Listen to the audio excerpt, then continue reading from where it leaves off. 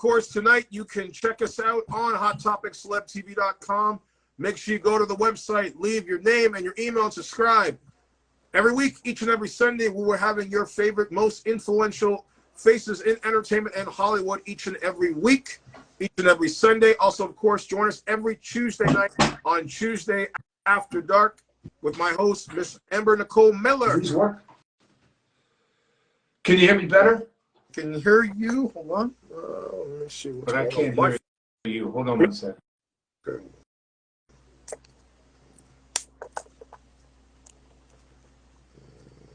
Let's see. Can you hear me? Can't hear me. Check, check, check. Can you hear me? I think you're paused. Instagram is fucking tripping today. Right? Can you hear me? I can hear you. Okay, good. Guys, if you can hear us, please, before we get started, throw a thumbs up in the comments that you guys are hearing us. You guys are hearing us both? Well, let's see if some more people. Can you guys hear us both? Please throw a thumbs up in the comments that you can hear myself. James, give me a test 1, 2, 3. Test 1, 2, 3. Say something. Yo, hey, what's up, guys? It's thank you all for tuning in. I'm glad I'm here. Can everybody hear me? I'm barely hearing you. Really? Yeah. That's crazy. Wow. I don't know what's going on with Instagram today. You know what though? It could be, you know what? It could be my. It could be me. It could be my phone. Okay, you know? Possibly. As long as they can hear us, I just probably have to listen a little bit louder to hear you. How you doing, man? Closer. Okay, I'm that's doing perfect. Good. You know, it's a Sunday. It's before the 4th of July, so you know. Any major? I'm just. Weekend? What's that? Any major plans? I mean, we got like 3, you know, places we're gonna go. It's always my buddy has a party, you know, real close to us, and so we'll go to a few places. We'll end up over there watching fireworks and have a good time. So what I want to do when we get started, I want you first to make an introduction of who you are, and then we will get started in the sense of we're going to start from the beginning of your story. So I have a few questions we're going to start off with first. So first, introduce yourself to the people. Hey everyone, I'm James Hyde. A lot of you know me from probably Passions from 1999 to 2008, and then since then I've been on a lot of shows. Most recently, Monarca, that's on Netflix. La Reina del Sur, which is Queen of the South, which is on Netflix now. And then most recently, I was on 7 months, about 70 episodes with Young and the Restless. So that's me. So I know that you started off, before we get into the acting, and I know that you started off your career, obviously in the industry as a international model. I want to tell other people, how did you get started in that journey? Yeah, well, going back a long time, you know, back in the early 80s, okay. I was in the military, got out of the military, stationed in Hawaii. Wow, okay. And yeah, I started selling clothes in the Ala Moana Mall, and I had a photographer that came up to me and said, "Hey, like your look, you know, would like to shoot some pictures." And back then, man, you know, it was different. You know, it was really, it's not like now where, you know, and I would say in the last 15 years, you know, everyone's taking a selfie and you're putting it up there. I mean, this was like, you know, yeah, I was young. It was like, you know, is this guy legit? You know, and he turned out to be a super, super nice guy. And we shot some pictures, and then I started modeling, you know, locally in Hawaii. And then an agency from Australia came in called Chadwick's. Peter Chadwick was probably one of the nicest human beings I've ever met. Okay. And that's where I started. I started off in Hawaii, then I went to Australia for a year, and then went to London I based myself there for like 4 years. Okay. And I traveled, you know, all over. I was doing the shows in Milan and Paris, and modeling in Germany and in Spain. And then the beautiful thing about modeling back, and it's still, you can do it today, but for me, was I got to go all over the world. And, you know, I was in North Africa, Brazil, Argentina, you know, all over Europe, Australia. So it was, it was, you know, an amazing journey for me.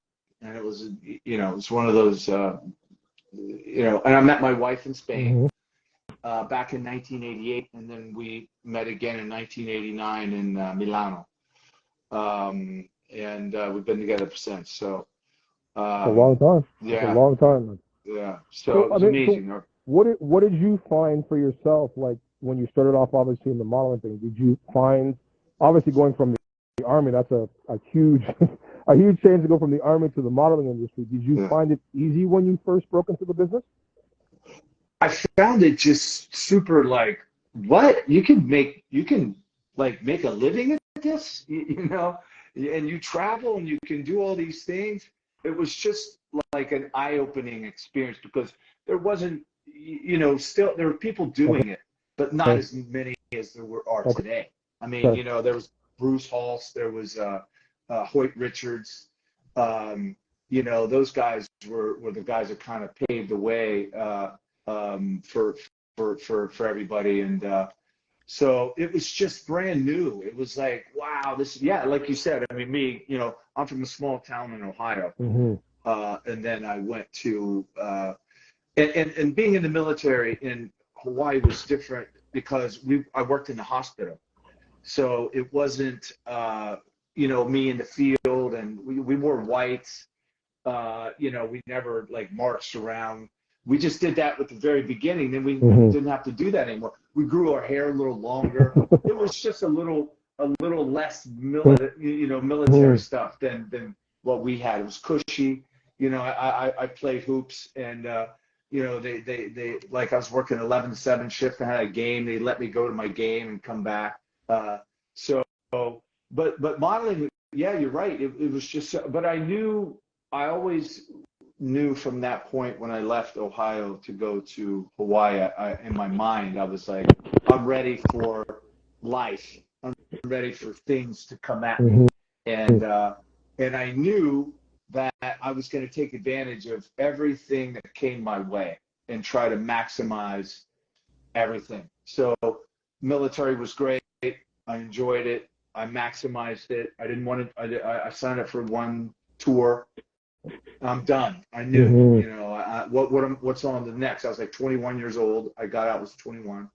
And so then, you know, modeling started happening, traveling, and I took advantage of every opportunity to travel to anywhere and just to explore. I was in Portugal, and I've been all over. So I maximized that. And then after I got out doing that, it's kind of, I was leading into some music, and so that it was just a natural progression. Travel. I'm a big, as you saw, I love the fact that you gave some props on some of the music I was playing. Eric B. and Rakim were probably my number one rap of all time. I mean, you know, it's like M's up there, you know, Eric B., Rakim, of course, Jay, and you know, Chuck D. You know, unlike the garbage we hear now. What's that? Unlike the garbage we hear now. Yeah, I'm not. Yeah, it's so funny because, you know, my son is you know, he's 19 years old, and he grew up on hip hop. I love, you know, I love rock. I love, but on the real, if I'm chilling by myself and I'm going to the gym, I'm busting up some old school hip hop, man. You know, it was great back then. You know, it was, you know, Grandmaster Flash and Furious 5, you know, they were talking. But I tell you what, Grandmaster, they're the ones that took all of talking about what's your zodiac sign. Grandmaster Flash and Furious 5 came out with the message, and I think that's what really started giving hip hop the street culture that it had, because they were talking about New York, big city of dreams, and everything in New York ain't always what it's. They busted that shit down, and then everybody was like, "Whoa, okay, now we're getting the feel of what it's like on 42nd Street in New York back in the 70s, which is not even close to what it is today. Oh, of course not. Yeah. So I got into, wanted to do some music. It was a bit of a rock, hip hop thing. I got a demo deal with Elektra Records. Wow. Okay. Michael Lago was A&R there, who was good. So I recorded a demo. One of the great stories in my life is that I knew that Elektra Records was going to pass. So Michael took me up to Seymour Stein's office, and Seymour Stein's in this big office, just him and I, and we're listening to these 3 tracks that I had. And that was pretty amazing. Seymour passed away just recently, but he's the one who signed Madonna and some of the biggest. So, I was going around in Paris and Milan. I was doing all the Versace parties. I was performing my own music. There was this band called Dead or Alive where I did a couple of tours with them, and we collaborated on a song. So I'd come out in the middle of the set and do a track. So I was really into the music thing, and my mom was a country music singer for years, and she performed. I'd always go watch her play. So music still is a humongous part of my life. I wake up and I'm listening to music, and I'm chilling outside by my pool, and I'm listening to music. It's just everything for me. Well, those are both two hard industries, obviously, for people to break into and even survive in it and have longevity in it. What did you find for yourself the harder medium, the modeling or the music? Oh, the music. Yeah. Once like you put your imprint into modeling, meaning you visited all those agencies around the world, then you could really pick and choose where you wanted to go. And still it's hard to make a living because it's competitive. I mean, you're out there, guys are coming from all over the world to get one job.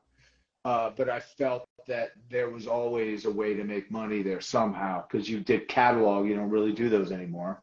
Then you would do print or advertisement shots. You could do runway modeling. You could do a lot of things once you kind of made a name for yourself. Music, for me, it was a tough one because I think, too, as I was getting a little older, I was like, I don't know if the club life, because, for me, 17 years old to like 27, even going into 28, the club life that's all we did, because we wanted to hear the latest music. Yo, did you guys check this out? Somebody just spent, doing a 12-inch version of this. And so you really had to keep your ear to it, and understand what's going on, what the trends and whatever. But I enjoyed it. I enjoyed performing. I did a big show in New York. It was called Club USA, and it's one of those big ones. It's like 3 floors and stuff. And I performed. It was kind of a bit of a showcase, and I didn't think it went very well. And then my wife and I went to Japan, and then when I was in Japan, I came back. I go, I really want to. I think this was like 90. I go, I think I want to progress into acting. Like, it just happened organically. So Michael Shirtless famously wrote a book on auditioning. I took his class in Miami. It was like 16 weeks. It was a heavy, intensive one. He only did, he would do a tour. He would do, I think, New York, Miami at the end, and Chicago and LA, and that was it. But he walks in and he says, none of you are going to make it, and there's going to be probably less than a third of you left in this class. There was like 30 of us that was in the class, and he was right. He wasn't right about not making it, but he was right about a third of the people started he was very tough, very, very tough. And I think that's kind of when everything started to shift as far as like, you know, Bobby Knight in basketball. His technique really didn't work anymore. The new approach, even to actors, became very sensitive. Well, they're sensitive, but he found very early on, like, you know, it's a tough business, and if you can't take criticism from me, then you might as well not even, you know, this is the first step. You might as well not even, you know, it's not even worth it for you because you can't handle it, you know, because there's so many no's, there's so many rejections. I mean, it's as I always tell people, even in classes that I teach them, like, it's the hardest business where you will hear no more than any other industry there is. But a lot of times I think people come into the business and they come in with their feelings. So it's like when they get that first rejection, they're like, oh my God, they don't like me. Like, they take it personally. And it's like, no, it's like, it's nothing to do with the fact of them not liking you. It's like, sometimes I guess you know, obviously for you, like, you dealt with working with other models and stuff who have tried to break into the business. And you know, like, there's guys that come in and try to coast by on their vanity.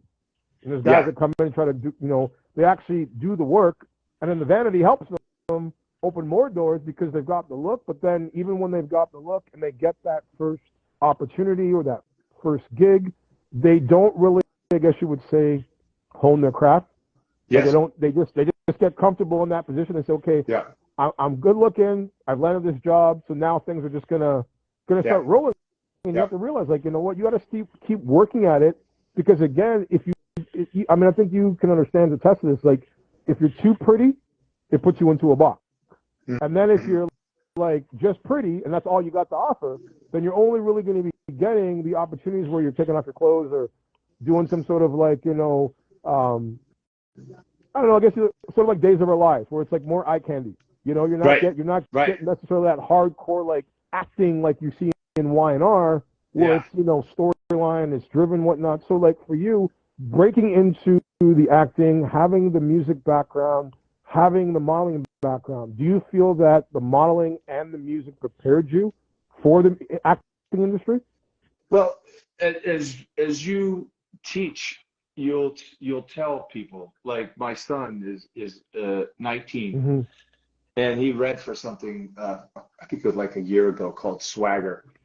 And the director just told me, he goes, you know, the only thing I can tell you is Moses didn't get it. It's just because the other guy was older. He says it's just life.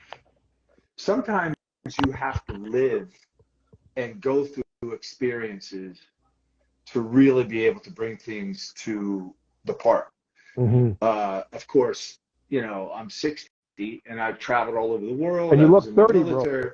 Oh, and you look 30. Like, I'm like, when I was like 60, I was like, Jesus Christ. Yeah. And so all of those things, you know, my upbringing was with, you know, my dad was a factory worker, my mom was a musician, you know, me going in the military, having 5 siblings, after that traveling and going through all of those experiences just really helps you. But then again, you know, if you're young, then, you know, it's either Meisner or Strasberg, meaning you either go use your real life experience for the character, or you have to, of course, use your imagination.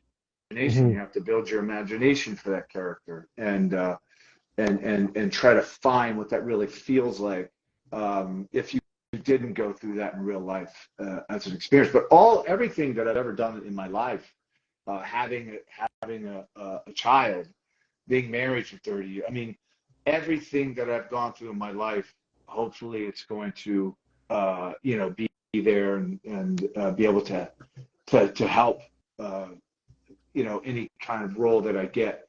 It's interesting that you said that about, you know, because I was on, I think we ended in 2008, and then I wasn't on a soap you know, until Young and the Restless. And I'm so happy that I got on there, because I just felt it's a little more sophisticated. It's a little bit, you know, you've got these really classic storylines, you know. Well, Passions was just out of, like, it was out of left field. Like, you had goblins and shit. Like, it was... I was with we were with Galen, and I was with Michelle the other night for dinner, and we were talking at the end, and it was nobody's fault. I think James Riley started writing for days at the end, and we felt that he was kind of just getting more and more outlandish with the storylines, and they weren't being real kind of, you know, relationship storylines or friendship, whatever. It's got really, you know, it got out there, as we know. And but you know, it was a great show to work on. You know, it was you know, we got our scripts and we were like, oh my God, what? My house is going to be sucked into the bowels of hell. My hallway's the porthole to hell. I mean, those are some of the things we were like, hey man, that's why we're doing this. We got to make it real. We got to make it work. So how did the audition, like how did you find out about that show? And obviously, like, what was your process in deciding whether to do it or not?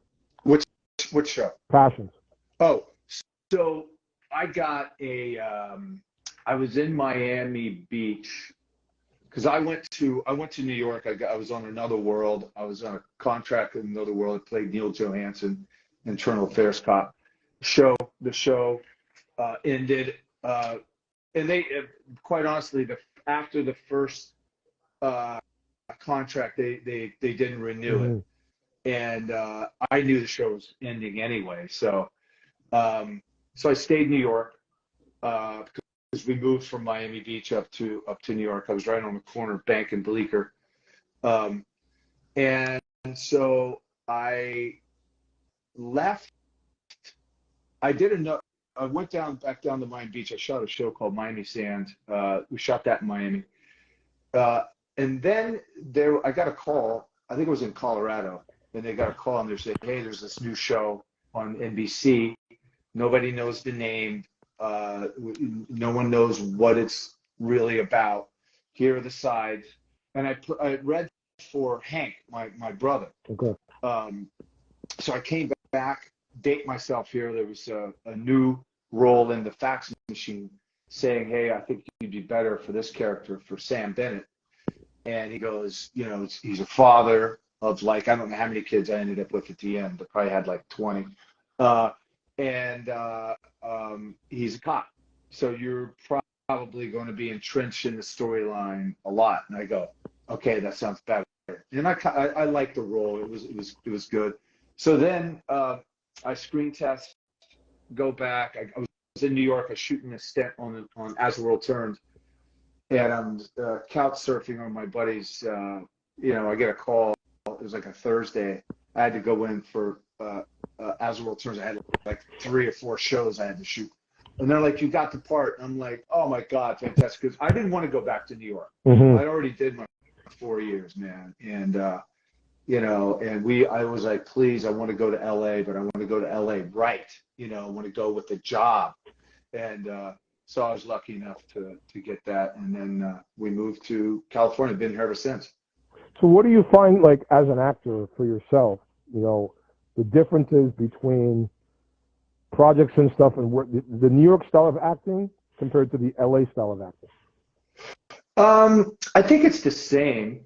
I just think that the surroundings are different, man. You know, it's like getting to auditions in New York. You know, you gotta get outside. You gotta catch the train, man. Then you gotta get the other train. You go uptown, downtown, midtown. I think after a while, it's you know, of course now in New York and wherever we are, we don't jump on and go to auditions. We're you know, we're self-taping. Yeah, my space here. I got all my lights, so this is so I think it's different. But I think that I knew, like I was studying with Anthony Ibsen, and I think it was 43rd and I think around there, and I felt that that's what I really needed to do there for me. I got off As the World Turns, and I didn't want to go back to Miami Beach because I'm like, now I'm in it. Now I know that this is for me. So I wanted to jump into a class, and I did Anthony Ibsen's class. So that's really what I wanted to get out of New York at that time. I just wanted to study. And I'm so grateful for Anthony Abeson. I walked out. I was going to audit his class because I came from Sheila Gray. Sheila Gray was amazing. But I just felt like, you know, I wasn't getting it. I wasn't, you know, because sometimes you do a class, it's very reputable acting coach. Just wasn't working for me. Not in a bad way. It's just went up. So I go to Anthony Abeson and I said, I'm here to audit. He's counting the class. There's 1 to 10, 11, and I was 12. And he goes, you know, come on into class. I go, no, I'm just here to audit. He goes, when the door shuts, whoever's in my room is going to work. And I'm like, wow, I fell in love with him. And I did the whole class with him, and we did a play at the end. And then right after that, I went down to Miami Beach. So, but yeah, man, it's been a journey. I mean, every time I look at my resume, it's like, you know, it just keeps going. And I'm just blessed, man. You know, the project I shot in Colombia last year was absolutely. We went to Bogota for a while. For the viewers that are listening, what's the name of the project and where can they find that? La Reina del Sur, LAREINA DELSUR. It's Queen of the South, but this is the one with Kate Castillo. Okay. And it's on Netflix. So the new one's, I think it went up in May. So the new one's up. I think I'm in 5 episodes. I play an English, a British guy, an EastEnder. So you've navigated obviously between theater, television, film. For those that are breaking into the business as an actor, for you and your experience, what would you say the differences are, and what would you say for you has been the harder medium between the three: film, television, and theater? I think that actors who I think stage work, I think, is some actors get a little frightened of stage work, and it's different. I did a few years ago. I did the Young Playwrights Festival, where here in LA, where they'll give there's teenager, you can write a play and you can send it off and it gets accepted. Then you'll have a writer that will kind of shape it up. I worked with April Webster, who's an amazing casting director. She's from Lost and a few others. She's amazing, but she directed one that I had done. And you know, when you're doing stage, and I did some in New York. It's the immediacy. It's the one thing about stage is people are like, you get one crack at it and that's it. And we were doing one here in LA, and we had I think it was like a 4 ensemble, maybe 5, and you know, somebody didn't remember the chunk of the words that they were supposed to say, and it went off. Everybody was like, oh my God, it was great. No one realized that 2 people fucked up. But that's the thing about when you're on stage. If you slip and fall, you're not going to make no big deal of it. You're just going to keep moving. Exactly. Moving, yeah. You know, oops. You know, it was part of the show. You know. Well, I was actually just saying. I was actually just telling a student the other day. I was like, you know, in regards to what you were just about to say, was like, a lot of times actors don't realize that, you know, the importance of also knowing your partner's dialogue in those positions, because it's like, if you're doing that one take, like Y&R, you're doing like stage work, and you said, the audience is not going to know if you fuck up. But right. If you're able to read their emotion when you know they fuck up, to be able to sort of respond back, to pick up the conversation sort of where like they like may have forgotten their lines, or they may have you know flumbered something. You can keep that, but a lot of times I think a lot of times certain people, like, they feel that they've got to stop in that moment and be like, okay, well, that's a good point too. And you know, sometimes even in the audition process, where you get in the room and you think that you've messed up and you want to start over. Mm-hmm. I think the casting directors know that you're just by you maybe flub the word, you could just take it from right there. As long as you're staying in the moment, Mm-hmm. they're going to realize that. The one thing that is a don't is, hey, can I start over? Now, if you're really sucking bad, you can like feel the room and go, hey guys, do you mind if I start again? And 99.9% of the time they're going to say absolutely. But if you do it again, then it's going to be like, and that's the thing about self-taping now over going in for a live audition is, the two things I always knew. When you walked in and they liked you, they would say, I like what you did. Can we try it this way? Mm-hmm. And then, or if you go in and you do your scene, thank you very much. That means they either booked it or you're not even close to what they're looking for. What I always say, I think I always tell people is that it's 90% of winning the room. Like that's the audition. Like not even the actual dialogue, not even the actual like.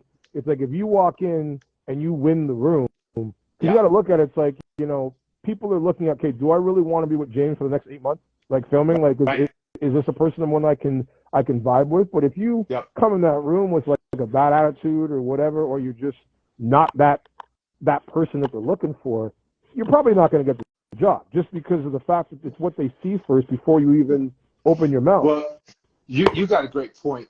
Number one, it's like, try not to be late. And if you do, just apologize and get it over with. And the second thing is, I think everyone's learned over the years that nobody wants to work with an asshole. Talented or not, that will run thin very quickly. Mm-hmm. We were just talking about a few actors the other day that we knew that had done some great stuff, probably in the 90s, and then you didn't see them anymore. And then we just heard stories that very difficult to work with. The people, you're right. People are going to go, hey, we're going to maybe be however many months on this project. Do we want to be with this guy? Is he going to be a team player? Is he going to, is he going to be able to work with the other actors? It's, there's so many other factors to think about. But the one thing you did say was just very smart is sometimes you're going to go to if you're a young actor, you're going to go into this like Ulrich, Robert Ulrich, Kritzer, and Dawson, which is one of the biggest for TV. If you go in, you don't get the part. Mm-hmm. See, a lot of people always think, oh, fuck, I didn't get the part. No, what you said, you're right. Hey, but you won the room because they're going to start bringing you back for other roles. Because that's the thing. I always say, like, auditioning really in reality, even if you don't get it, it's the potential project that you may get later.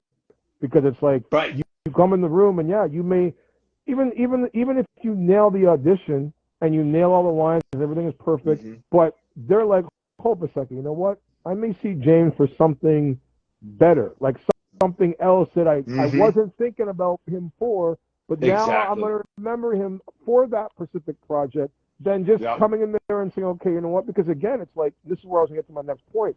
Like for you, when you are deciding, let's say you're going for an audition, what is your process in the fact of preparation, and also if like what's your process in the sense of where if you get the role, or like what your approach is to attacking a role differently than compared to something else? There's two things that go into that. Number one, let me go back to Young and Restless. So I screen tested for Tucker, and I didn't get it. Trevor St. John guy, he's doing amazing. He's killing it. He's doing so good. But they wrote me a letter, an email, and they said, hey, we really liked your audition, even though you didn't get it, but we would like to write in a character, and would you do it? I was only guaranteed one show, and then it turned in I shot 70. So so what happened was when they gave me the breakdown of Jeremy Stark, and I looked at the cast, and because they didn't really tell me who I was going to be working with at the beginning. And I said, I think it's imperative for me, once we agreed to terms, then they said, okay, you're going to be working with Susan Walters, Peter Bergman, and Michelle Stratford. So I was like, because I did my screen test with Michelle. So I had already known Michelle, not very well, but I know her. I know she's super cool. She's amazing. Amazing. Yeah. And so I said, great. And so when I went into this, I wanted to make him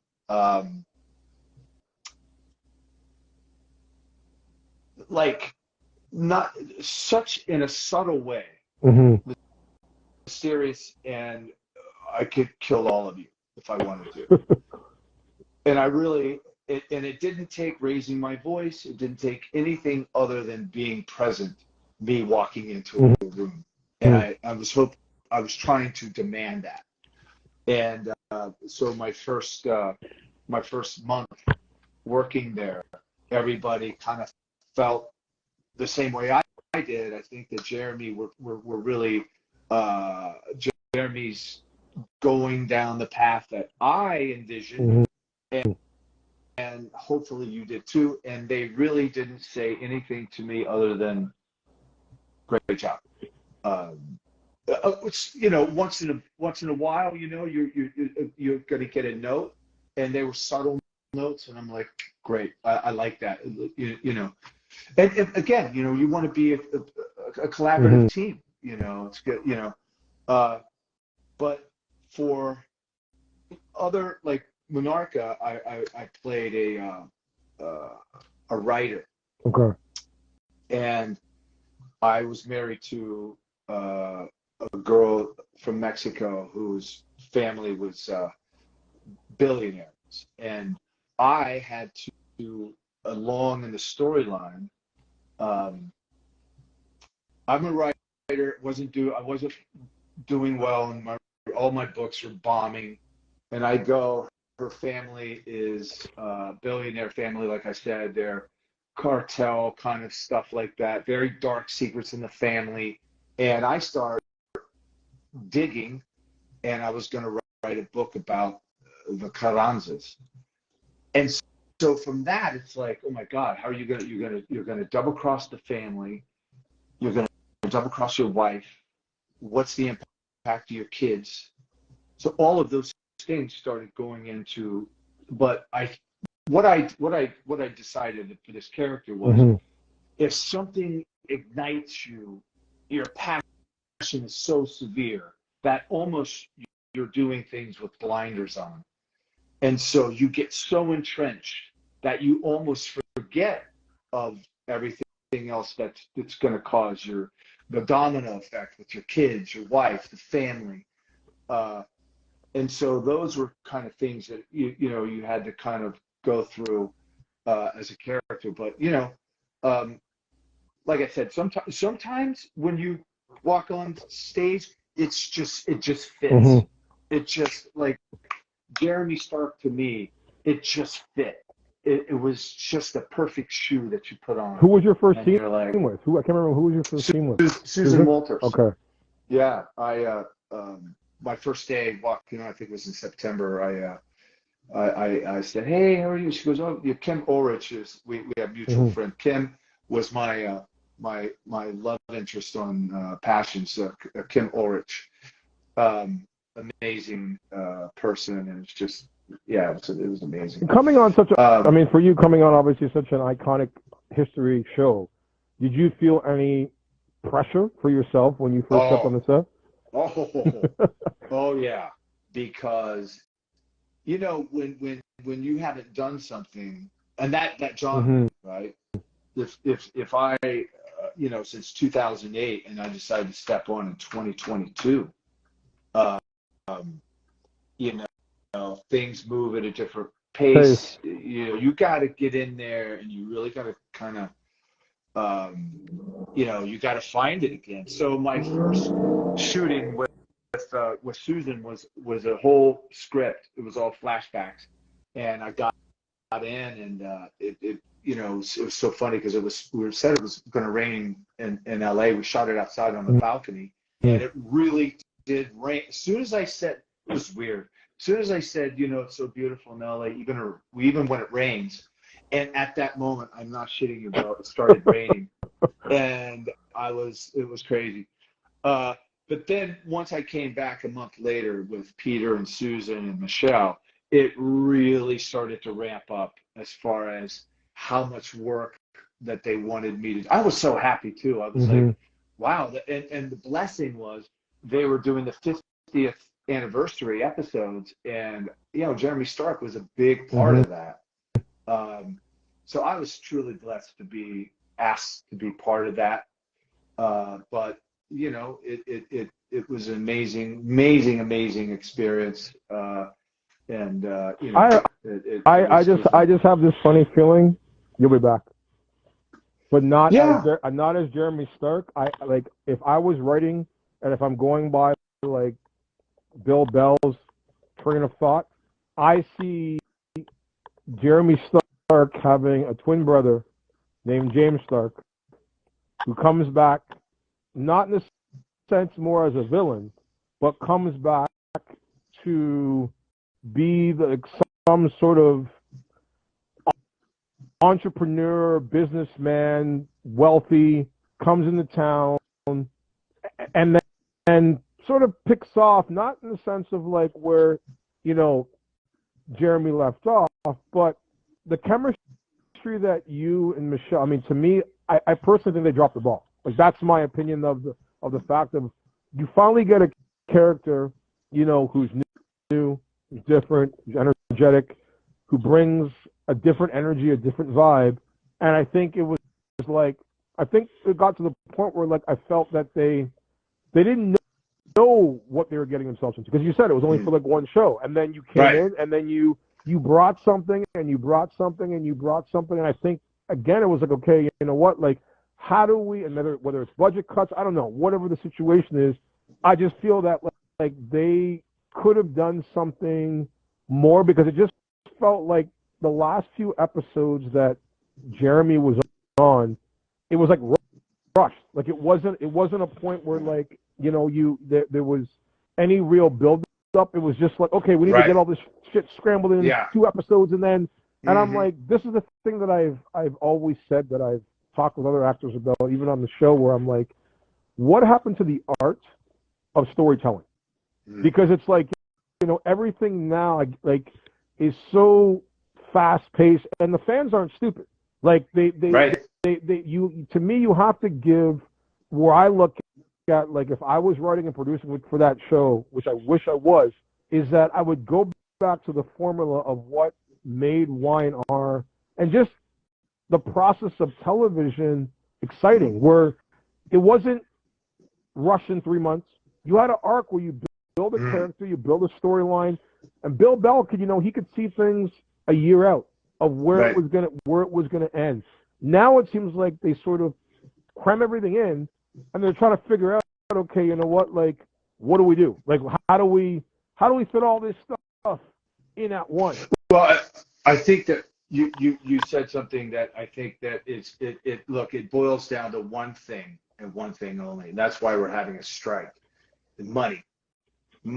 I know that, and I don't know if this is true or not. I may have heard something, rumorville, that there was an amount of time and money that they had for this character. And I think that they had the map. Now, I think the map at the very beginning was stretched, because I think that all soaps do the same thing, meaning they're going to bring on a new character, and we're going to see how it goes. Is there chemistry? Is he good? Do people like him? And one of the beautiful things about my character was, does everybody like the bad guy? And I don't do this usually, but social media, there was a Instagram and a Facebook post of Michelle, and there was 1,000 comments, and I was gingerly going to look because, people can be really cool. I got to be honest with you, 99% of all of those comments were just real positive. Like, and the one thing that is good, because you had spoke about this earlier, is like, oh, he's good looking, but the majority of everybody was saying not even that. They were saying he's a really good actor. And that's what made. I don't care about he's good look. I appreciate it, but I love when people get on and go, I love his craft. His craft is why I'm giving him props. And I had a conversation with Josh Griffin. I didn't really talk to Josh Griffin a lot. He was the head writer and now the EP. And he just kept saying, hey, we got some really good stuff coming, And then when they called my agent and said, this is, it's going to be his last shows, I got to be honest with you, it hit me. So I was shocked too. I think everybody was. Yeah. Because you, as I said, the way that it, and even how it ended, like in the sense of number one, like there wasn't really like, to me, like it's almost to the point where like, and I'm not trying to diss, but I'm just going to come out and say it, like as a writer myself and as a producer, it was sloppy in the sense of, if Jeremy Stark is this intimidating bad guy who's been in jail, he's not going to go out in a hotel bathroom getting stabbed, and then you're seeing his body roll up in a thing. Like, to me, if he's going to go out, he's going to go out I mean, they just recently had, like, with one of my best friends, Sharon Case, they just had Susan's husband playing back on the show. Yeah. And even the way they killed him off, like, it was like 3, 4, 5 episodes, and then boom, it was over.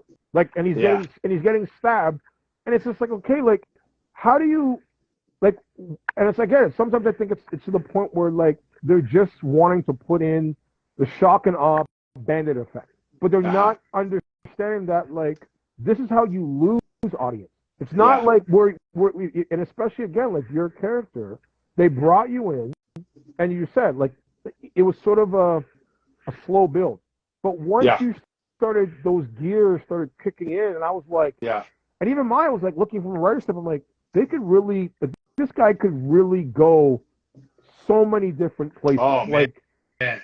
He could go straight villain. But again, as a villain, you only have a certain timeline. But I don't think what they were expecting was the chemistry between you and Michelle to be what, I mean, and Michelle, it's Michelle. She can work with anybody. But it's like the layers, what I liked compared to other actors who have been on the show, because Michelle is such a force. Like, she's just such a force. And you have to be able to hang with her. And you hung every step of the way. And I think that's where, when you have two dance partners that can throw something and I can catch it and I can throw it back and I can catch it, it makes for exciting television. It makes for exciting, and I think what you're talking about with those comments is because, again, for the first time, I can say, since Michelle's been back after leaving and then going to General Hospital and coming back, what you brought to her was the Michelle Stafford of old.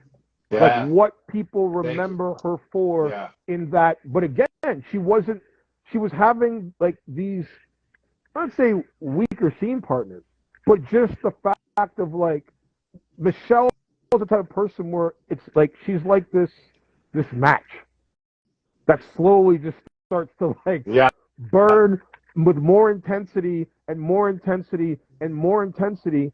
And your character was the same thing. It was like, okay, you know what? Like, you didn't really know what to make of him, because I mean, what I've realized with YNR over the years is where they build up these villains and they're like kittens. Bro. Yeah. Like that's all. Right. Like they're like kittens. Like they're just like, oh, this bad guy's coming to town. Like, and then it's like, meow. He's just meow. And then when you that scene when you were like, I'm gonna put you in a shallow grave. Yeah. And then, and then Michelle was like, I'm not scared of you. Like, that's the climax because that's the Michelle that people remember as. Michelle was never afraid of anybody. So when they Right. were showing this sort of like weak, intimidated side, I was like, but then I thought, okay, wait a minute. Like, you could have something where the bad girl tames the bad boy, which makes, again, a brand new couple that we haven't seen before. You haven't had in such a very, very long time on the show, but it is what it was. I tried to, I was having some fun with social media, and I told Michelle, I said, Michelle, in my posts, I don't know if people realize what I was doing, but there would be something I'd capture her and I in the show, and I'd post it, but then I would put Mr. and Mrs. Smith, the soundtrack. I'd start adding that in there and see if people could pick it up, that, maybe we could be that couple. And then we did a social media thing where she comes out of the elevator and I come out of the elevator. We see each other. We look at each other. We walk, and then we stop, and then we put our backs to each other. I just felt that we could have really, been that power couple, whatever. But the last two shows, it was one of those crazy last two shows where you get two people in the room, and it's either going to be we're going to kill each other, we're going to make love, there's so many things that were happening in the dynamic of those last 2 days, and it was just trying each other to it was a bob and weave, and she told me, and she said this in an interview, I think, she goes, the only way that you could have gone at Jeremy Stark was go at Jeremy Stark. You couldn't have laid down because he would have just rolled right over you, So she played it extremely well. And then the only time that I ever got really physical with her was when I grabbed her and I told her, I said, you're nothing. You are dead. You're dead to the world. And if you don't understand that, then you're going to end up, whatever. So it's the only time I chose to really grab her and get aggressive with her was at that moment. And I had never done that before. But I felt that was the time where we're feeling like, okay, if you don't do what I'm going to say, then, there's going to be some serious consequences. But at the end of the day, I didn't see me in that shower curtain. I don't know who that was. So it could have been anybody. So well, I mean, that's the thing. I mean, for me, and this is where like for me, when I look at it as being sloppy, because it's exactly it's almost a ripoff of what happened with Cameron Kirsten with Sharon years ago, where they thought he was dead. They rolled him up inside of a rug. He's back now, right? He's dead now. Died. They killed him off after like 3 episodes. But who's back? There was a guy that's back on Wine. Yeah, Susan's husband. Yes. Yeah, so he plays Cameron Kirsten. But he was on the show years ago. They killed him. They thought he was dead. He came back. But the way that he died was the exact same way that they had you die. Like it was rolling him up inside of a carpet and dragging him out. You never saw his body. And then all of a sudden, next thing you know, he comes back from the dead 5 years later. And that's why I'm like, to me, I don't think they could bring Jeremy Stark back. But I think it could be a situation where his brother comes looking for him. If there's like a twin brother out there somewhere who comes into town looking for him, and then it sort of like spooks Michelle.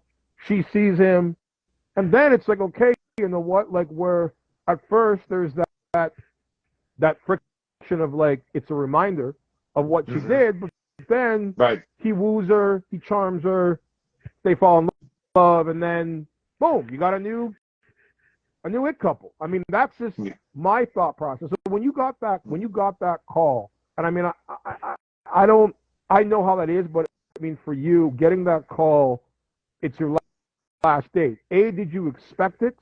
And B, how does that call affect someone as an actor for someone? Man, you know what? That's a very, very, very, very good question. I'm glad you asked that, because that's a very, very good question. I'll tell you what happens is this is the whole thing about when you're doing a soap is you're there so much, you ultimately become a family. Mm-hmm. And I got to be honest with you, everybody at Y&R, the makeup department, the wardrobe, everybody that was there, the stage manager, just welcomed me with open arms, Mm-hmm. and I felt it. You know, Peter Bergman. You know, we had this college thing going on because Peter Bergman's son went to Michigan. Yuck. Susan Walters is a big Georgia fan. Mm-hmm. Yuck. Josh My Morrow brother is a big Oklahoma. Yep, Yeah. Oklahoma. Yuck. And so I would leave things in Josh's room, the Ohio State Buckeyes. I would leave it, you know, around. And he said, "Don't do that in my room again." So with this time, I was enjoying myself so much. I was loving the character. I was loving everybody, going into work every day to be around these people. Mm-hmm. And when I got the call, I got to be honest with you, I think it was on a Friday, but I came in on that Monday, and I was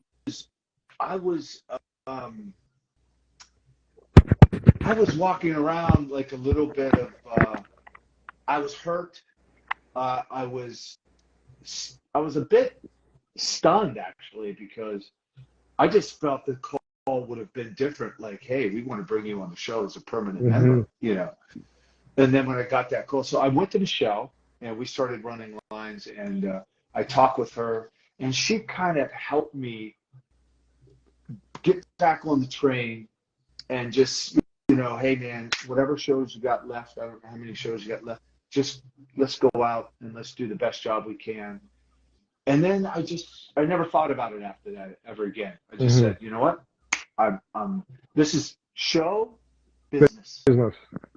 It's show business, and once you understand that, you know, then it's going to be okay. But then, you know, after that day, I think it was a month. We had to come in and shoot on a Monday, which we never usually do on Mondays. And I felt right after that, I'm like, okay, I got in Azrael terms. Was it in New York? I got a call on a Friday where you're going to be taken off contract. We're not going to. I cried my eyes out that night, man. That hurt. Because that was a left field one that I was not expecting at all, man. I just got, you know, I brought my car up and I just got my apartment, and, you know, it's just really